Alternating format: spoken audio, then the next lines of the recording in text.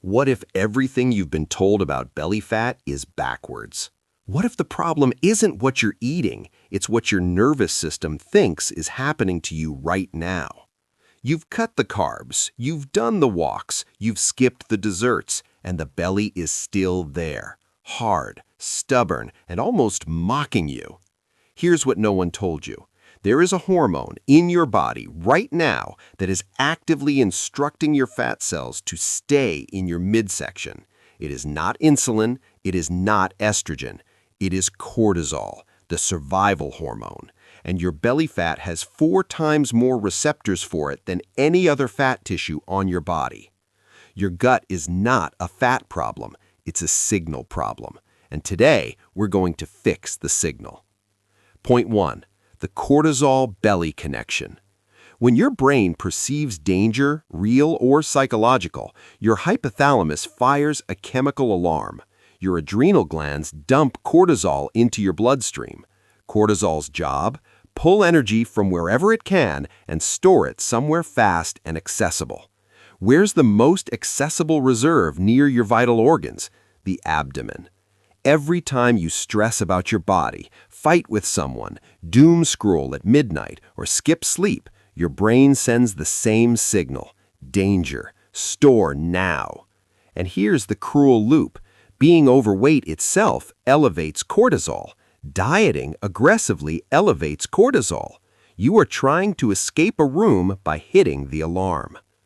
And there's a second hormone that cortisol activates, one that directly suppresses your body's ability to burn stored fat. We'll get to it, but first you need to understand what's running the alarm. Point 2. The HPA axis, the hypothalamic pituitary adrenal circuit, is your stress operating system. When it gets stuck in on mode, cortisol trickles into your system 24 hours a day, not in spikes, constantly, like a faucet you can't turn off. 4 things silently keep this circuit stuck in most people today. I want you to count how many apply to your life and drop your number in the comments. 1. Poor sleep. 2. Low-grade inflammation from processed food. 3. Blood sugar swings from skipping meals. 4. Psychological stress without physical resolution.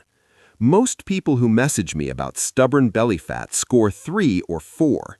If you're at 4, the rest of this video was specifically made for you. Now, does the hormone cortisol activates that I mentioned? It's called neuropeptide Y. It directly tells your fat cells to grow, especially visceral ones, and it suppresses the hormone adiponectin, which is your body's natural fat-burning signal. You now have 2 problems: the alarm and the chemical it releases. Point 3. 3 foods that speak directly to the nervous system. Food 1. Matcha, or high-quality green tea. The compound L-theanine crosses the blood-brain barrier within 30 minutes and directly increases alpha brainwave activity, the same waves present during calm, focused states. It does not sedate you. It quiets the alarm without muting your alertness. 1 cup in the morning before your phone changes your cortisol slope for the entire day. Food 2. Fermented vegetables, kimchi, sauerkraut, or kefir.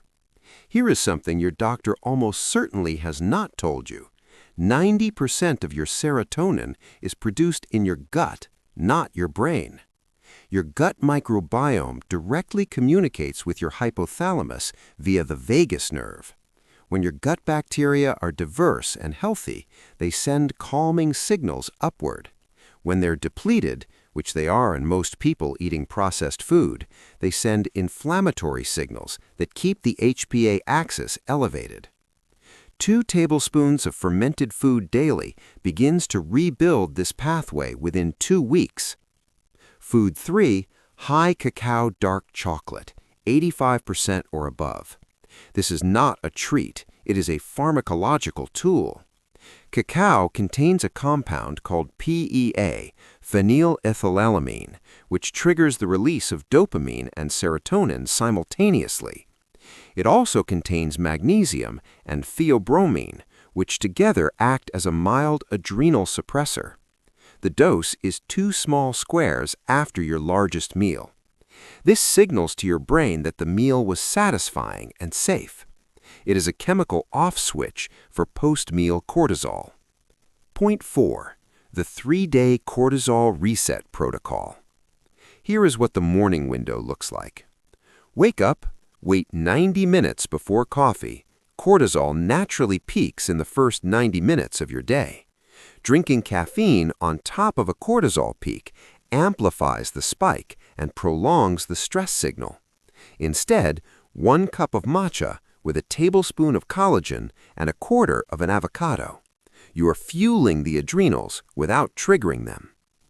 Midday, 1 serving of protein with 2 tablespoons of fermented vegetables on the side. The protein stabilizes blood sugar, eliminating one of the 4 HPA triggers we identified. The fermented food begins rebuilding the vagus nerve messaging. Evening, 2 squares of dark chocolate, 30 minutes after dinner.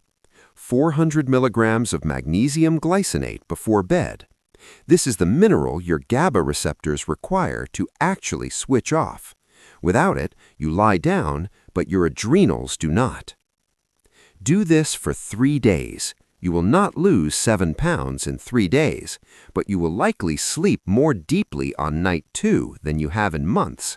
And that deep sleep is where 70% of human growth hormone is released, the hormone that directly signals visceral fat cells to release their contents for fuel. Conclusion: your belly fat is not a character flaw, it is a report card. And what it says is that your nervous system has been in emergency mode for a long time. The fitness world sold you willpower, the diet industry sold you restriction, but biology is not a motivation problem, it is a signal problem.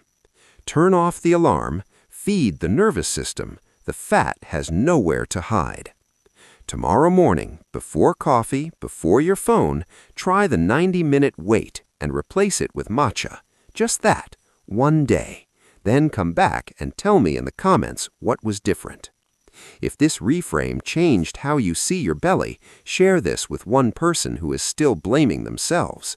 They need to hear it.